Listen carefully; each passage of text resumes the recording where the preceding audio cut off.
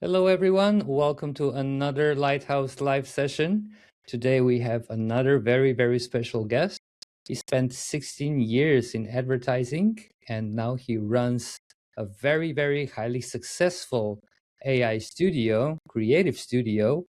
And they're dealing with, high-end brands like Hugo Boss, like Audi, and so on. So, Hugo, welcome to Lighthouse Live. Thank you very much, Luca. Thank you very much, actually, for having me here, this opportunity, because I've seen everything you are doing. It's amazing, the community, the education that you are building around AI, and I'm very happy to be here.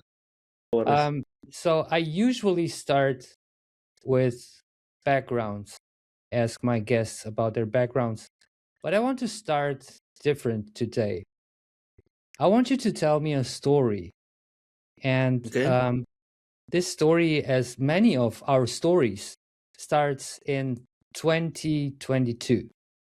Mhm. And the setting is a beach house, summer, and you finding something very special. Can you tell me the story? Can you bring us to that place?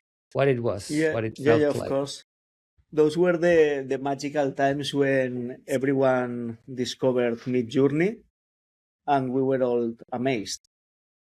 Obviously, Midjourney, I think it was V3 or V2, I don't remember. Completely crazy, non-realistic, but you were seeing something that felt almost like magic there. It was really amazing. Yeah, and we were kind of starting our holidays, my wife and myself, with in my parents' home. Um, I discovered it through LinkedIn, through some connections. Then I made my account. I had to be playing through fucking Discord. And yeah, I was spending my time on the beach, whether it's on the water or doing images on Discord and just feeling amazed all the time. Yeah. Do you remember your first prompt and what did image look like? Yeah, actually, my first prompt was really shitty because it was something like my wife is Portuguese, so I wrote something like Portuguese people flying over giant wave or something like that. And the image was absolutely terrible, absolutely terrible. I mean, I just wrote, I don't know why this, and it was a terrible thing. Probably I still can find it, but was not nice at all. That your mind was blown, right? Because you saying something to machine and machine throwing you an image. It's Yeah, yeah, what was your definitely. reaction? What was your thought process in that moment? That I was going to be having a lot of fun because it was like, okay, now I know this is not realistic. Probably it will get better. I didn't know much about AI, so it was like probably it will get better. But now I can actually start thinking and and generating very fast, producing very fast. And that's been actually now that I say it like this, I think I never did. Is what I always teach, that it's for me the AI revolution, that as we can produce very fast, we can spend more time on thinking. But do we? At least we try to do. I know many people don't, but I think you will get more if you spend more time on thinking what to do. Yeah, You will exactly. get better results.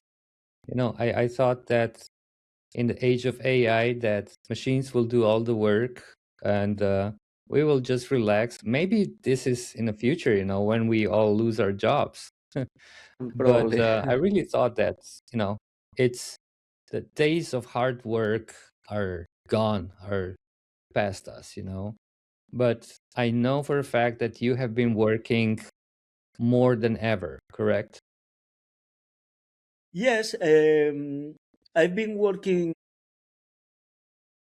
more than ever, maybe in terms of different projects, but actually, I work much less hours than I used when I was in advertising or when my wife was doing real life fashion photo shoots. We need to work much less hours to get amazing results. And the only thing is that as we keep getting interesting projects, sometimes we are working in 2, 3, or 4 projects at the same time.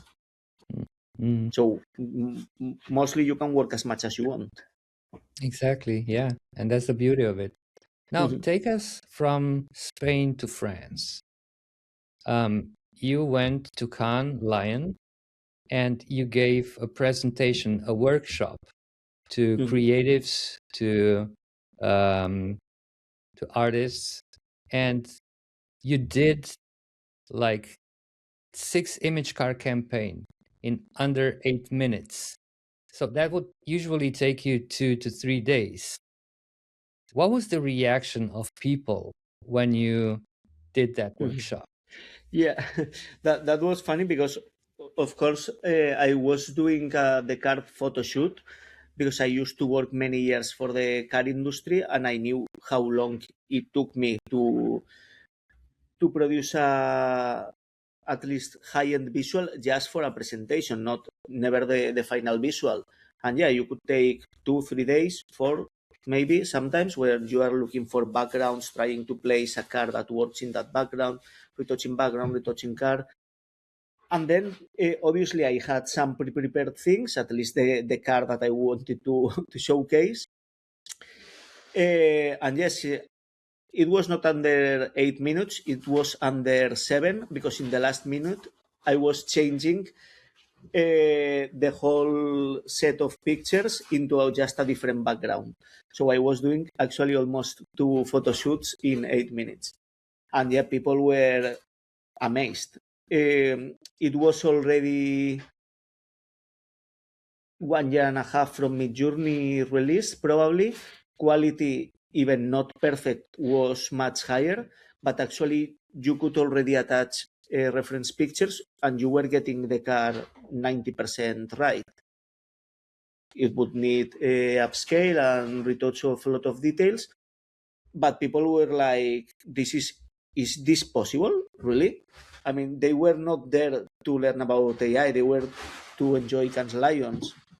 And then the people who were signing up and coming was like, I cannot believe this is possible. And I was like, yeah, this is possible. They were completely amazed. It's funny, one, you just sit on your seat, you see a workshop, and then your whole life changes. That's insane. Definitely. Yeah, but let's go back to Spain. You said that your wife, which is also co-founder of HumAInmade, was not really impressed. What did she think about that? I mean, we both know that seeing those images, we knew that things are going to change drastically. What was her reaction? Yeah, thing is that after that first really bad image, I thought, okay, I explored with robots and I explored with a lot of stupid things around. But then I said, okay, I'm going to try a fashion editorial. I was not directly working in the fashion industry for a lot of years, but since I quit advertising, sometimes I was working with her. But she was the one who knows about fashion. So I did my fashion editorial. I spent 2, 3 days doing it. Then I put together all the images, making a presentation, and I showed her, and she was like, "Okay, these images are interesting, but what is this?" And I was, "No, this is a fashion editorial." She was like, "This is not a fashion editorial. This doesn't look like fashion at all. So what are you trying to to do here?" So she was not amazed at all at that moment. She was like, "Yeah, you are showing me here these weird pictures. What do you want?" Sometimes our loved ones are our worst critiques, which is good. They should be. They should be. They should say what they think without any reservations, and we should accept this. So that was Definitely. good. What was your reaction? Did that encourage you to make things better? Because Actually, yeah. you actually soon landed on the cover of Vogue, yes? Yeah, actually, it helped me a lot because I realized what was my mistake. And my mistake was something that has been guiding me through all these years working with AI. And it was that I just started prompting whatever came to my mind and then tried to make sense of it, and it didn't make sense any of it. So I said, she gave me some feedback about why it was not working, the lack of coherence in many things.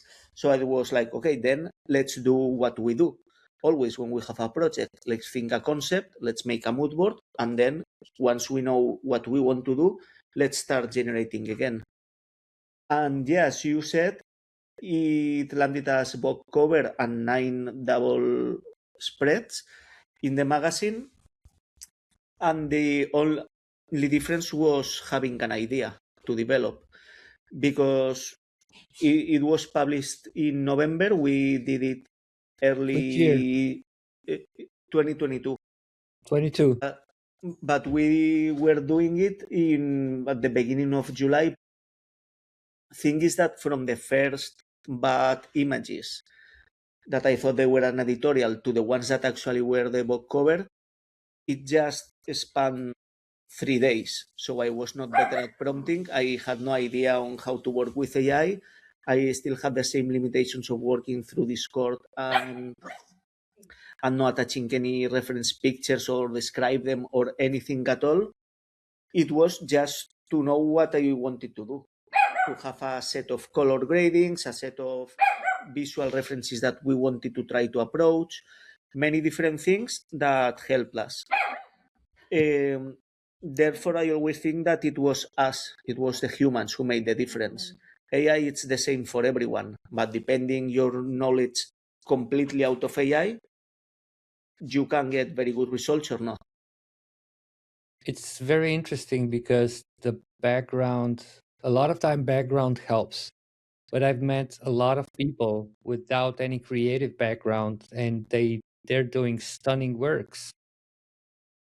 So That yeah, can, yeah, no, definitely that can happen, because there are many people who maybe have not had not the technical skills to create it, whether it's in Photoshop or with a camera or anything, just because they didn't have this education, because they followed a different path for whatever reason. Before studying advertising, I was studying chemistry, and I did 1 year approving everything at the university, just because my parents had studied science. So I studied science also.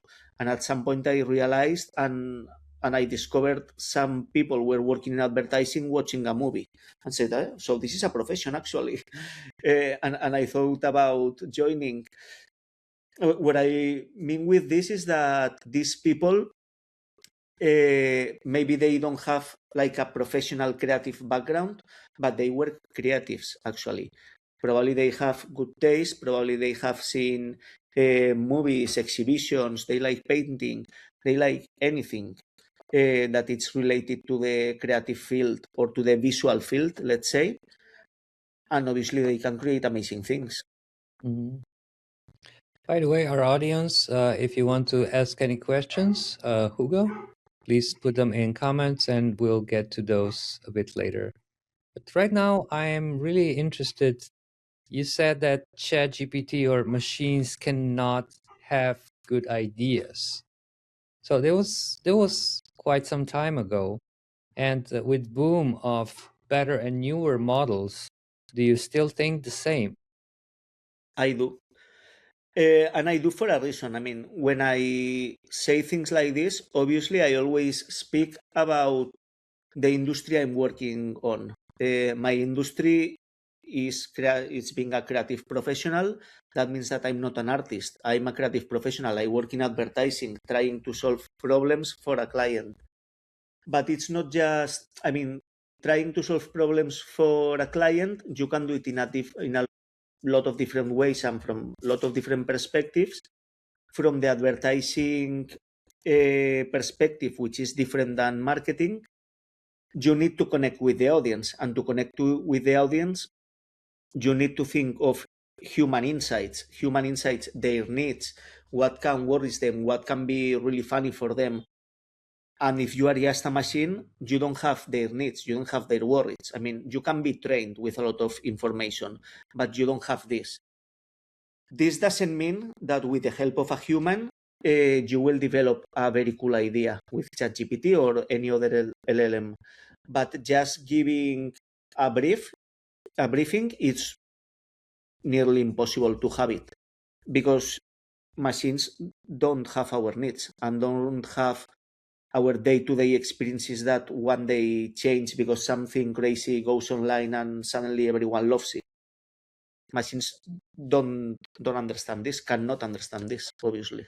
Can be trained, but things change continuously. Otherwise, advertising would be super easy for everyone if it were so easy. How about what do you think? How about if those machines would get conscience and we would find out that they had conscience for a while and they were hurting because they were trapped? Doesn't that create emotions and doesn't that create creativity? I think it does, but once again, in advertising, let's say that I repeat advertising because it's in the industry we work with, in advertising and fashion, but in fashion to sell things. So basically, advertising also. You need to focus on your audience. You need to think things that are what your audience expects. If a machine has conscience, their expectations are going to be different than ours. Their needs are going to be different than ours. So if you are aiming for creating ideas for a machine, probably another machine is better than us. Mm-hmm. Interesting. So let's get to your background just a bit. You spent 16 years in advertising, Mhm. and then you moved to startup world.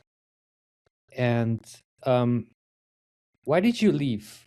Well, why did you? And do you think that gap, stepping out of advertising machine, actually prepared you to what came next? It did. I didn't know what's coming.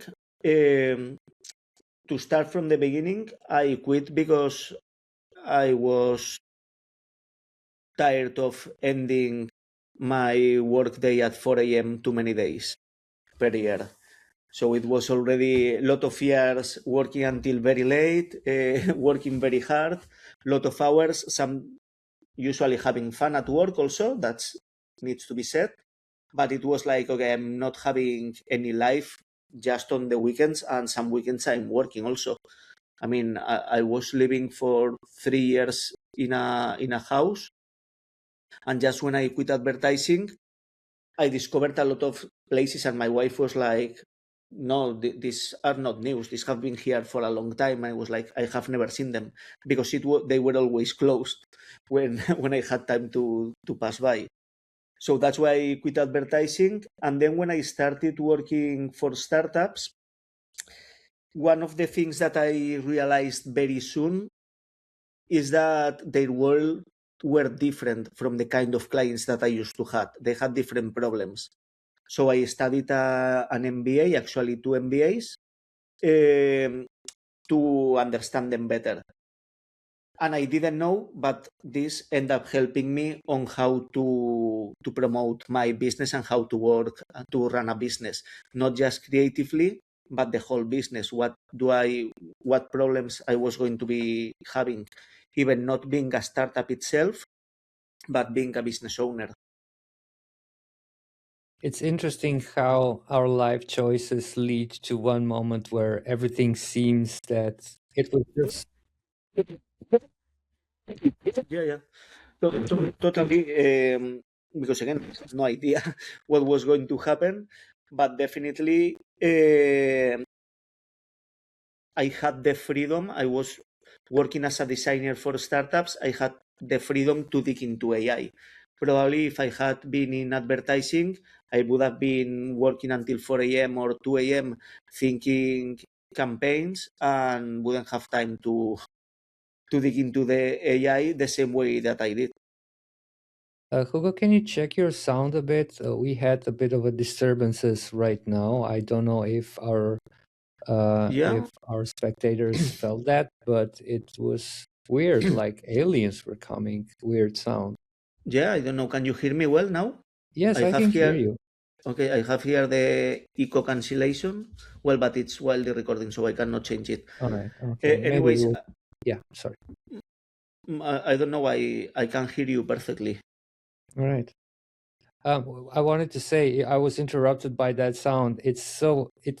The thing is that in past everything, every successful person needed to focus on one niche and explore it to the details. So that was kind of a path to success. But now it's more like time of jack of all trades. It's coming together as people, the most creative and most successful people in AI used to work a lot of things. Their careers were non-linear, and it's insane how quick can things change. Yeah.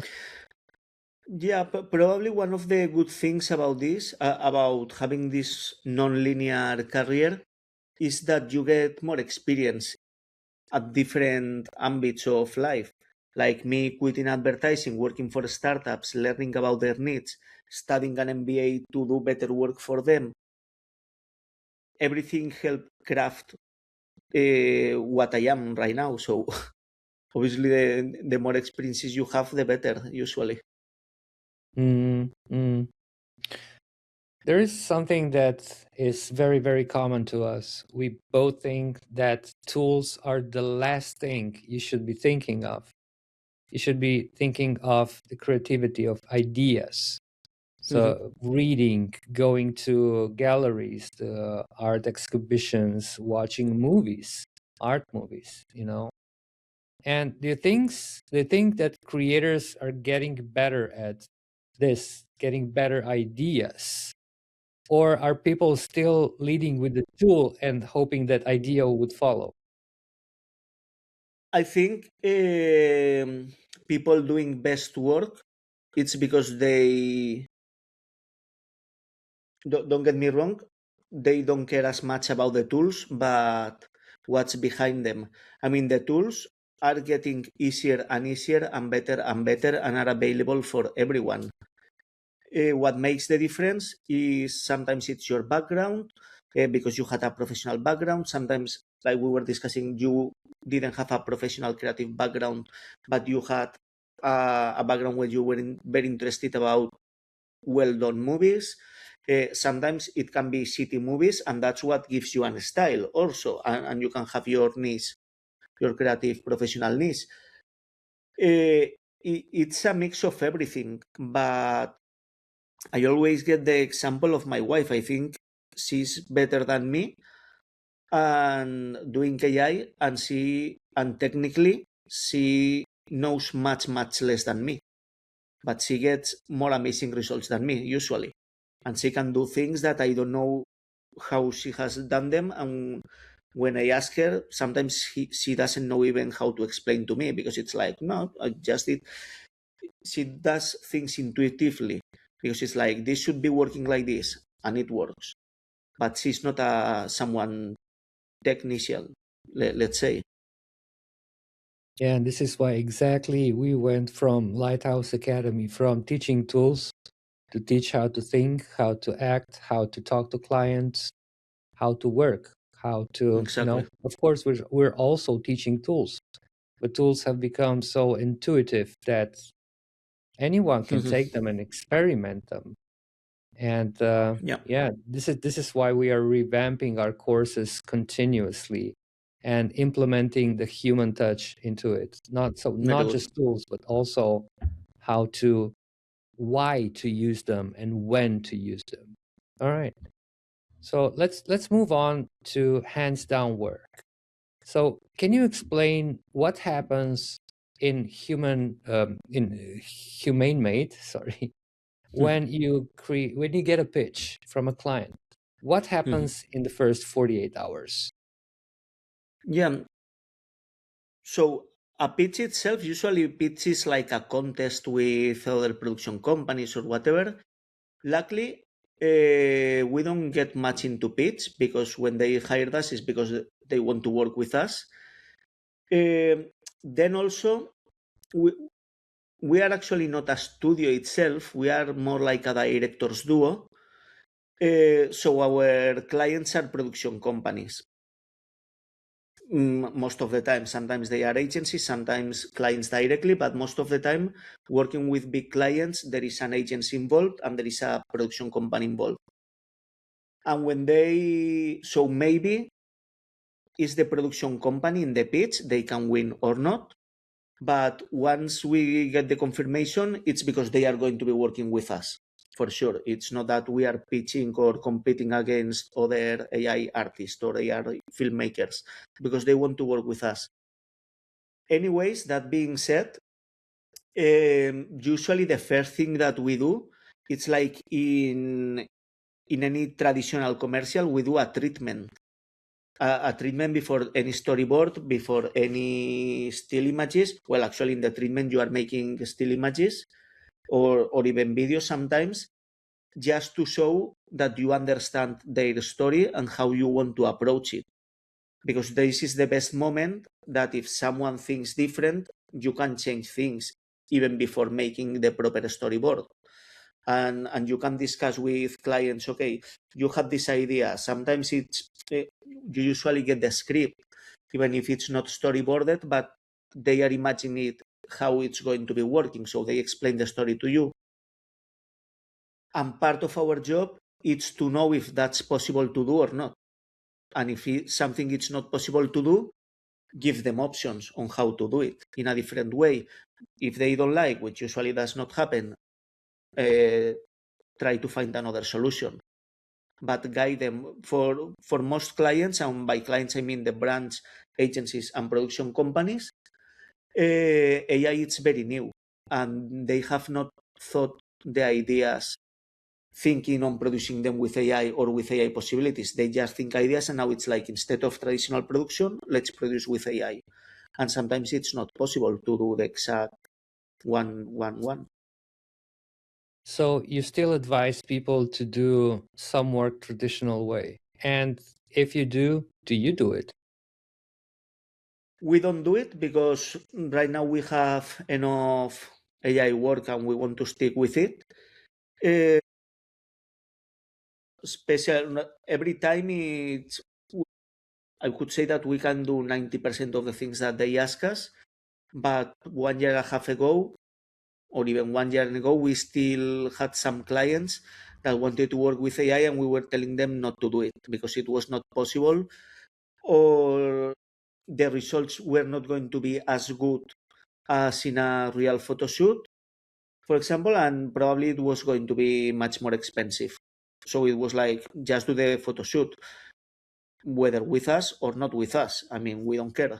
We actually prefer not to do it with us because we don't want to because we don't want to do it. But some clients were like very friends or long time clients, so we kept doing it until it reached the moment that actually, for example, a whole campaign was possible to do it with AI, a whole fashion campaign, like with really good results and not spending days and days and days of retouching every single product.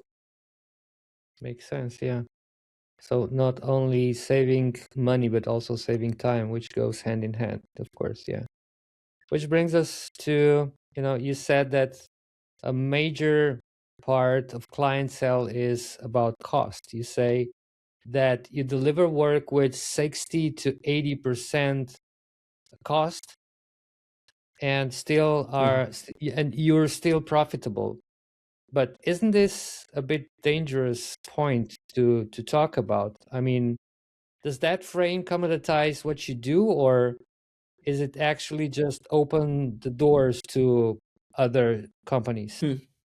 No, I don't think it's dangerous because obviously it depends the work. I mean, we work mostly in advertising campaigns, in some fashion projects also, and then it depends.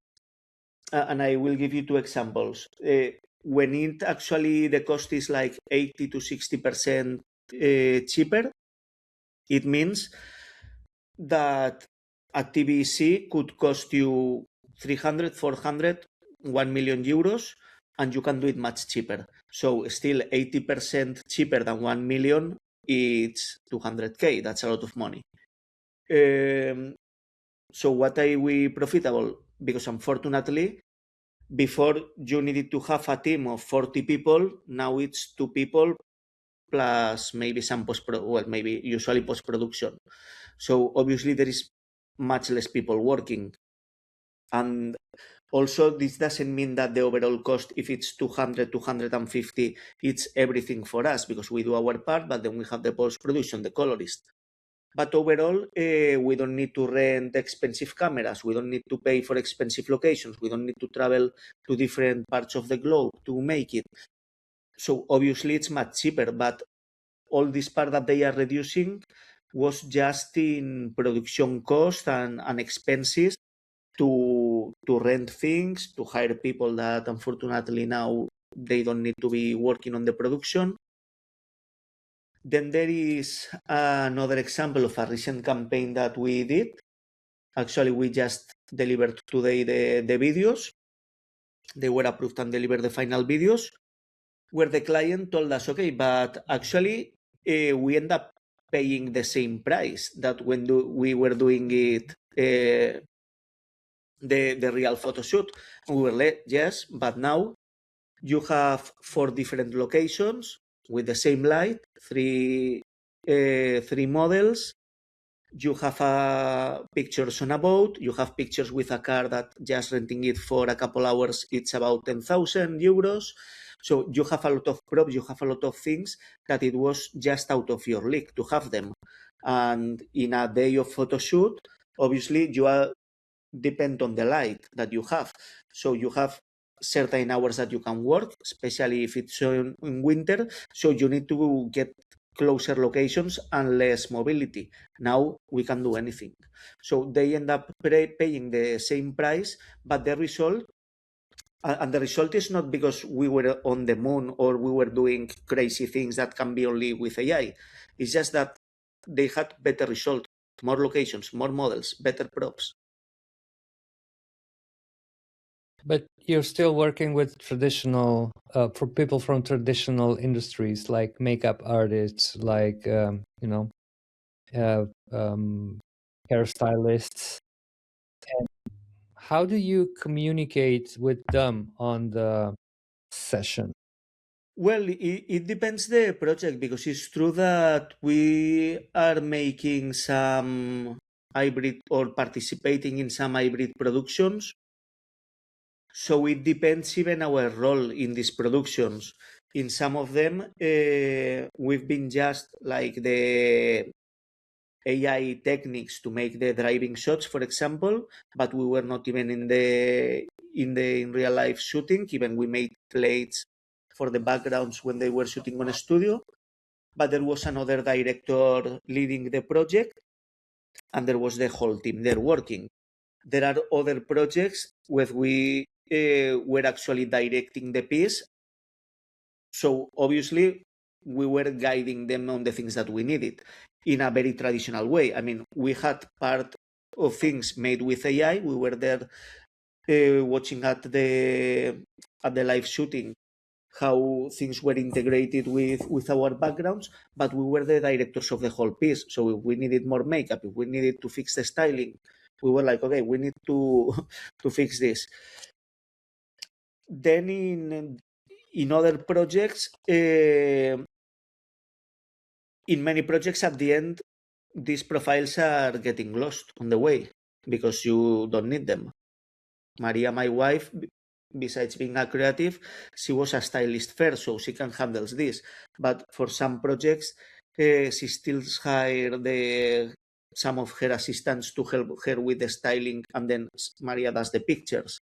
It depends.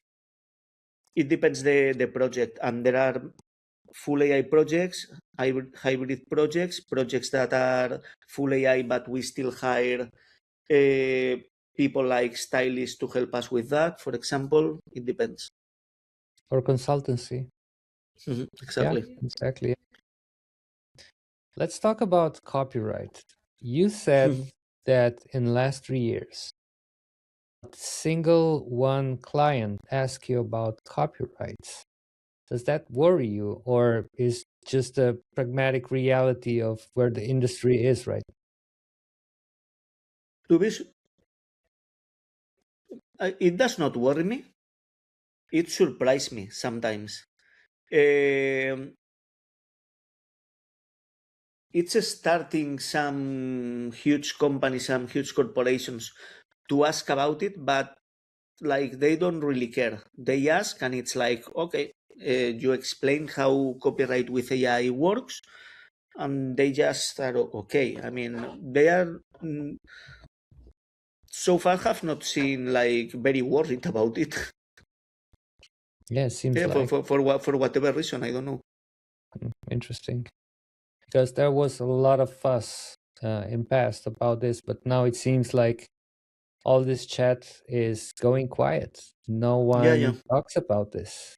Yeah, exactly. yeah. All right. Before we move on to a bit more philosophical question, let's see what people have asked. Nicolas Jouve. Hey, Nick. Good to see you. Hello. Nice to have you here. Yeah. Of course, first question is, have you had time to try OpenAI's image too? If so, what do you think? Have you tried it What? with it? Sorry. Sorry again. So GPT image 2 has just Oh, yeah. come yesterday evening, I think. Have you Mhm. had time to test it? I have not because this morning I've been working more on videos on images that we already had. Um, at some point, I will test it I when we did. need to when we need to do new images. I guess my take is like everything. I mean, I have seen some images; they did not impress me because right now we are in a very high level with Nano Banana, for example. Maybe for some specific things it's better, but I highly doubt that in the uses that I'm using Nano Banana 2 especially, it's much better because Nano Banana 2 it's doing the perfection in what I need already. So maybe it depends in specific uses. Maybe it's better, I don't know. Well, I've read that in text and in complex text is really good, but it's something that I'm not going to be doing probably. I'm more interested, for example, in editing images. When you have an image that it works and now you need to change something specific and maintain quality. Let's see if that's good or not.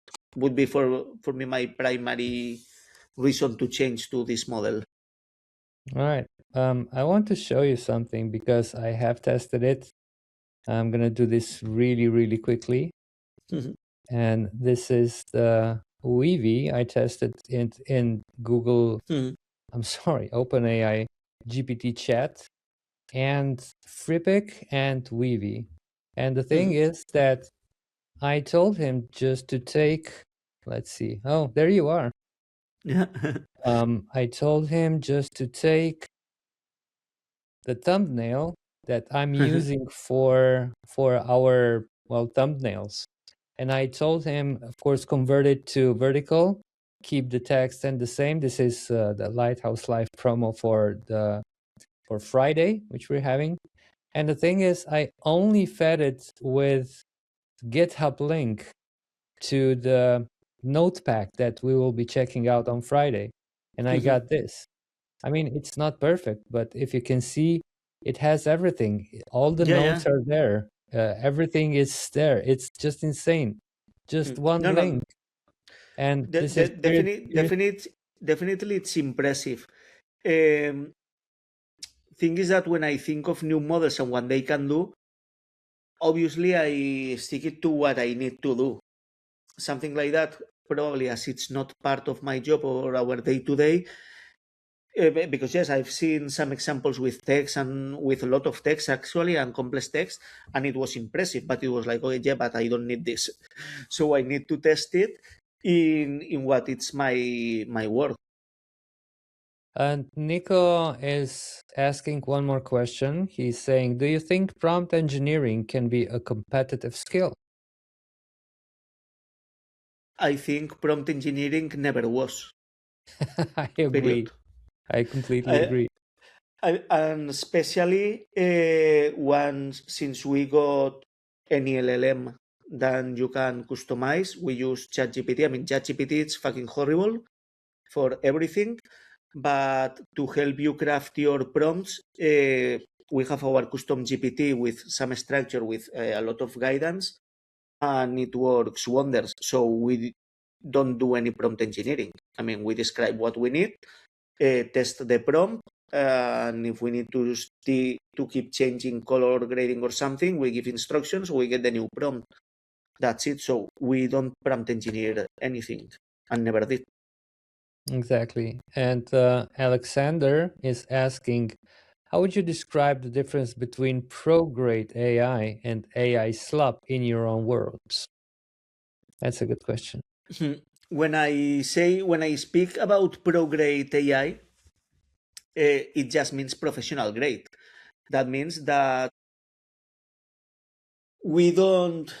It was funnier at the beginning because we had this time to explore and do a lot of crazy things. I was feeding my Instagram with a lot of cool images. Now I don't have time because now I use it only professional. The AI have very few time to do funny things just because. That means that for professional grade AI, you need to know AI, but you need to know also the professional parts of the industry you are working on. I mean, I'm working on advertising and fashion. Some other people are working in design, so they have some different things that they need to take care. But it's not about the AI itself. It's about knowing what your clients expect, what the deliverables are, how to actually work a brief, how to fulfill timelines that they need. That's it. AI Slop, it's something that I find it funny the term itself. I've done videos about AI Slop just showcasing that AI cannot be a slop even if you don't have a briefing.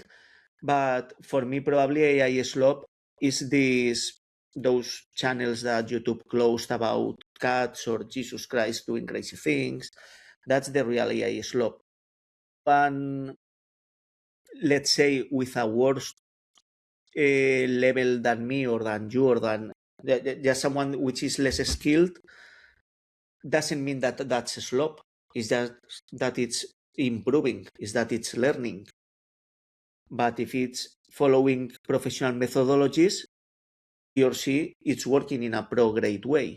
The only thing is that if it's a worse creative or a worse designer or a worse AI photographer, he or she will become better. Talking about slop, Davide Bianca was my guest a couple of weeks ago, and he said that right now the AI market will eventually split. One side we will have a lot of agentic work, and on the other side we will have a lot of indie filmmaking creators. Where does HumAInmade fit into which category, and is that a comfortable place to be? For sure, into the indie, which at the end it just means independent because we are not from a company. We are a directors duo. We don't work, for example, in automatization. We don't work, and obviously agents. We've been trying a lot, like too much probably. We spent 1 million credits in 2 weeks of the Luma new app, working with its agents, and it's fucking amazing, and I loved it. But we were not using it to automate anything, just to work in a different way. And that's, we loved it. But when I think about the agents, many people are going to use it, and it makes sense for automating things, for automating some processes, and for automating some parts of content that are, let's say, less important, no, that has less restrictions. Or if you are working in fashion, you can automate a lot for the e-commerce probably, but that's not a campaign. If you want to work on a campaign, you need the creative idea, you need much more things. Then why I agree with David? Because probably these indie filmmakers, these indie directors duo like we are seeing sometimes that advertising agencies are going to shrink because they won't need as many people. Production companies are going to shrink because they won't need that many people. We have some clients already, like big clients working directly with us. It's not how we started because we knew our industries that we needed to work with production companies, but we are having like huge clients working directly with us. So we are into this category of the indie filmmakers more than a big corporation with a lot of people working, because just with the two of us, we can bring their ideas to life. But, AI saved a lot of time and it saved a lot of money, but it can save even more money just because you can automate stuff. But there are And things that just, can... just No, let me sorry, finish. sorry. Yeah, sorry. Yeah, sorry. So if they don't care about copyright, when will they stop caring about the quality and just focus on money saving? I can give you a super good example which has nothing to do with AI. Luxury brands could pay a cheaper photographer, but they pay high-end photographers, high-end or renowned photographers, and they pay renowned models. Why? Because that's more special. Let's say not everyone cares only about money. There are other things. The same way that when I was working in advertising, we could be doing campaigns literally in one day, and that would be cheaper.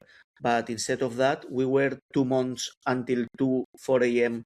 working every fucking day to get an amazing campaign. Why? Because this sells more at the end.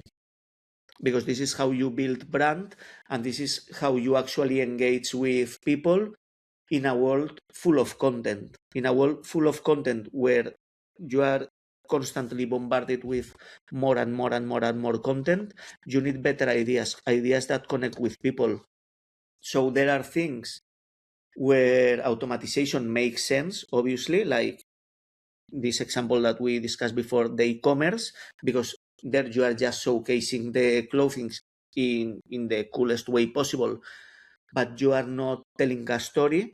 But when you have a campaign, you need more. It's not, because otherwise brands could have been just making e-commerce pictures for their campaigns, and that would have been cheaper. So it's not always about cost. It's about cost depending what you are doing. Yeah, I was saying exactly the same. It's about prestige. And like Christopher Nolan, for example, he still works on film, and not a lot of people do that anymore. They mostly transfer to digital, but some Yeah. of people are really into craft and they want to continue this. So it will also, I think it will also stay the same in the advertising industry. You will still have brands that will, hire photographers and hire directors, ad directors for a statement. We do that. Yeah. Mm-hmm. Yeah. Yeah. Obviously, and this is happening already, and we'll see how things evolve. But automating or not, it's like marketing and advertising. They come together, but they are two pieces of the same puzzle, but they are not the same. They are Different just art. exactly. They are complementary for different objectives. So Exactly. Like music videos and short movies, for example. Yeah. All right. A couple of weeks ago, my guest was Jan Willem Blom, and he was talking about creative anchor, that thing that drives you, that you keep returning to, that is the source of your creativity, of your ideas, your muse. So you seem to be in the intersection of fashion and advertising. Um, where did that come from, and who or what formed your visual language? Mhm. So probably this thing about working in these two industries is because I met my wife and she worked in fashion. Probably we end up together because we had also this common interest about creativity, but also about fashion, even we were working in different industries. So sometimes you don't really know, but it's there, it's inside you. And then as life keeps evolving, you keep evolving uh, and being a whole being or improving. Um so it's just something that I like. I like creativity in all its ways or most of its ways because creativity is very broad. Um, then there are different things that for me are important. Actually, I watch less and less advertising since I quit, and I quit 6 years ago. So I've not been watching much advertising, and I work in advertising now again. Um, but You know, advertising was you know, never I'm about I'm watching actually more ads. I stopped watching TV channels just because of ads, and I'm also working in ad Yeah, industry, and I'm paying YouTube subscription because I don't want to see ads. yeah. I'm sorry, No, continue. and there are ads, there are campaigns that you can enjoy, but the quick things that just interrupt you usually are not them. Anyways, at the end, creativity or your muse come from different places. Mine, it's because I like photograph. It's because I like web design, and sometimes I see a web and I'm just watching it, and losing my time. I like movies. I like TV shows. I like video games. So there are many influences. I like painting. There are many influences. I used to draw also. There are many influences in your life that actually at the end form your specific taste, the kind of directions that you like or not. I know that I have some kind of visual style, and that doesn't mean it's better or worse. It just depends. Actually, it's better or worse depending if it's trendy or not to get clients at that moment. What I learned also working in advertising is that my taste at some point didn't matter because I needed to do whatever the client language was. So I can adapt easily to one visual style or the other. Obviously, if it's something that I hate, now that I can reject projects, I do. When I was working at the agencies, it was like, no, you have to work on this. You cannot do anything. But now I can pick a project or not if I hate the project. Hmm. And that probably came when the Vogue cover landed, and awards came, the clients followed, the whole shebang. But what expectations you did not meet? What's the thing about the breakthrough moment that the outside world doesn't see? Expectations towards a client, you mean? Or in my work? What do you mean? Sorry. Yeah, in your expectations regarding the what would come next, the Mhm. fame, uh, the glitter, the best projects, the best, that kind of stuff. Were there So any far, expectations? yeah, no, no. So far, thing is that 3 years ago, while I was starting more or less with AI also, or a bit later, I was taking a business coach, and one of the first things we learned during the first days was about what you want for your life. It was a very long exercise, writing down things you want, things you don't want, blah, blah, blah. Then what will make you happy? What won't make you happy? I mean, super long. And at the end, you realize actually what's important to you. And that's very different from the first things that we wrote down or that I wrote down. So I have objectives. I'm moving towards objectives. Some of them I have reached them already, but I cannot fail on expectations because I know that the actual objectives are some short, some long term, but they are things that make me happy. And if you work for those objectives and you know what you want to achieve, actually it's not that difficult. At that moment, I thought, okay, I've been teaching for a long time. I would like to try to be a speaker. I started posting on LinkedIn. I started getting called for some webinars, then for some podcasts, then for some small events, and then for some big events. So that happened. Then towards projects clients, to be honest, there are clients, I don't think about clients I would like to work. Any client can be nice if the creative idea or the project is cool. Sometimes, obviously, you take projects for the money, but right now there are enough opportunities to enjoy, and I'm enjoying my work right now. So, Great answer. Before we move to a bit more light questions, we have another question from Romain. He asks, we're seeing a lot of AI related tests at the moment, but where is the market actually at? Are brands currently in demand for this kind of content, and which countries are the most active buyers? For example, in France, it seems a bit cautious. Also, what types of advertising are brands mainly looking for right now? Thank you, Romain. yeah, that's a good question.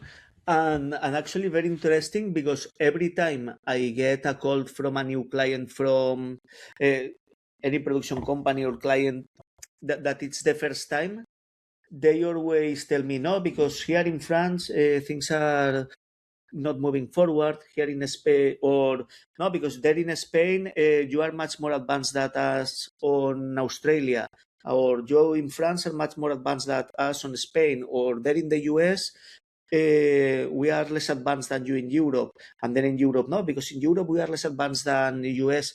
Actually, there are many brands in the world, both big and small. Things are happening, but I would say this is still a very low percentage compared to the whole production in the world. I wouldn't say that necessarily in a country or another they are much more advanced.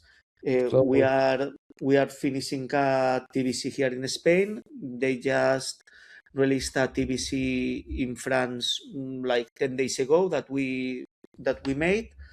We have many clients in the US, we have some clients in Australia, we have clients in Germany, we have clients in Switzerland, we have clients in London.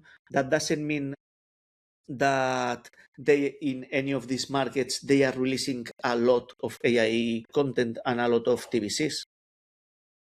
It's just a work in progress, everything, I could say.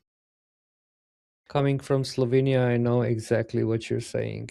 Slovenia is very, very far behind, but market is global and you can get clients anywhere. So it's not localized anymore. We are in internet era, well, AI era, but your message can go across the world and someone will spot it and you will get the client. All right, let's move to some lighter question. So give me your worst pitch that you had to sit through from a brand that they thought they knew AI. Mhm. There are actually two, and I like them both so much that I need to give you these two. First one was like 2 years and a half ago or something like that. We were doing a long-term consultancy with a huge, I'm not going to say names, but with a huge production house in the luxury and advertising sector. And one day there was this request to work for one of their brands, a beauty brand in a before and after with the serum of the cream or whatever. And I said, okay, we are not going to do this.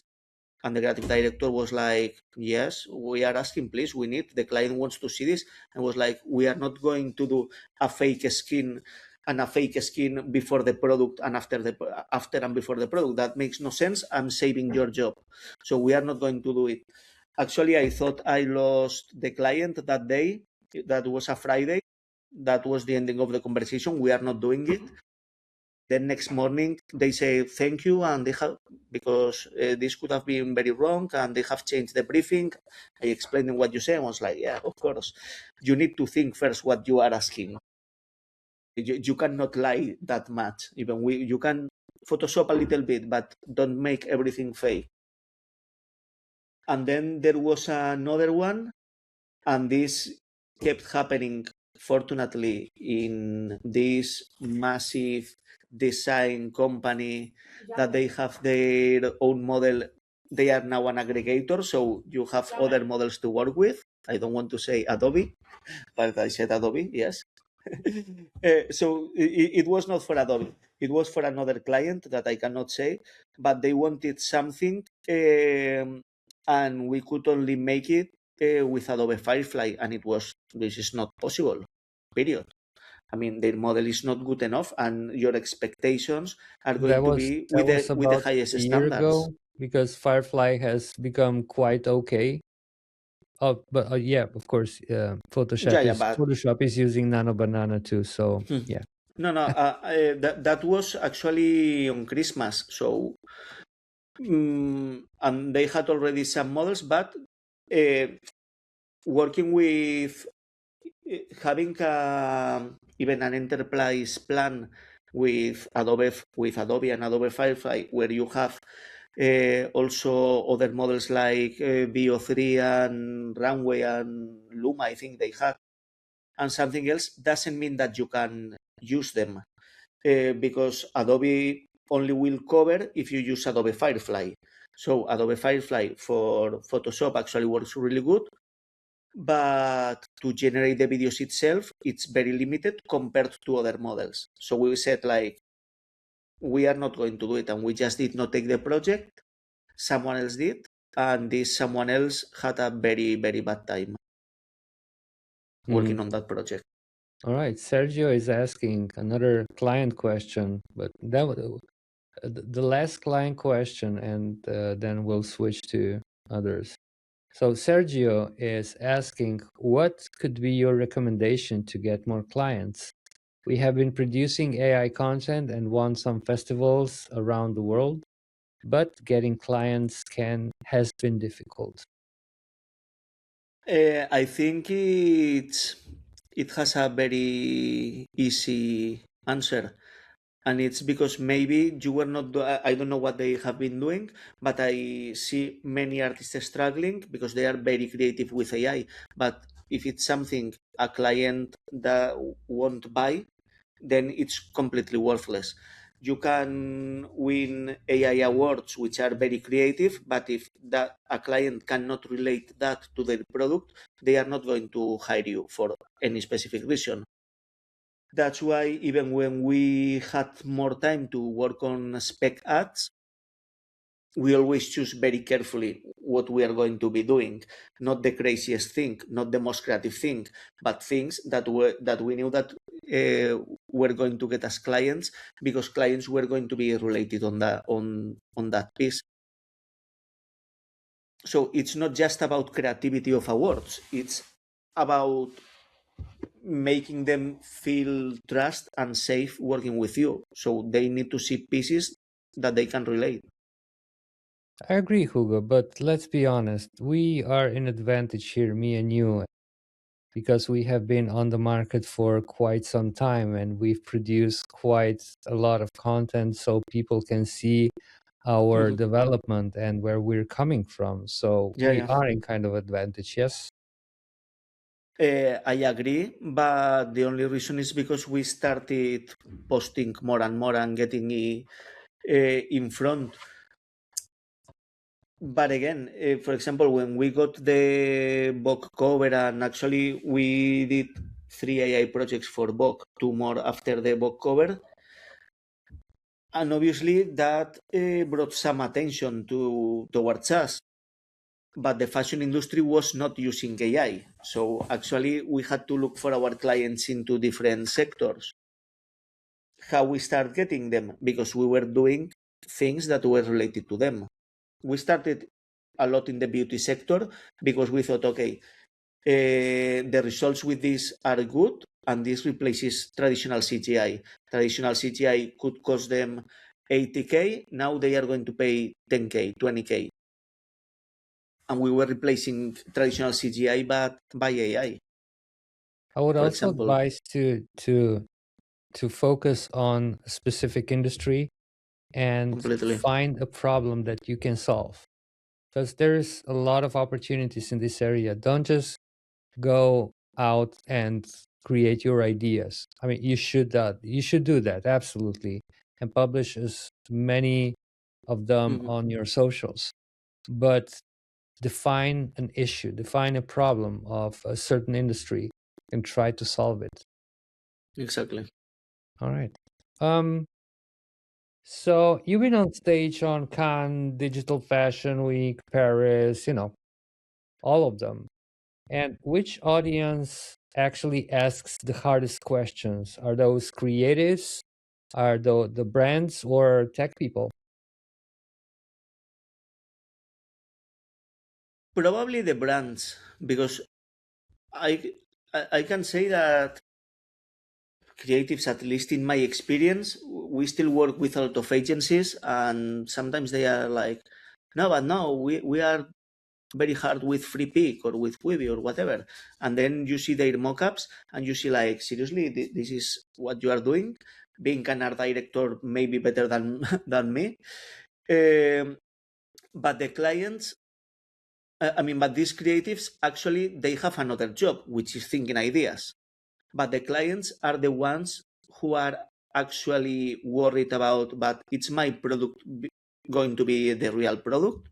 It's going to have the real proportion, it's going to have the real label, it's going to look nice when it moves.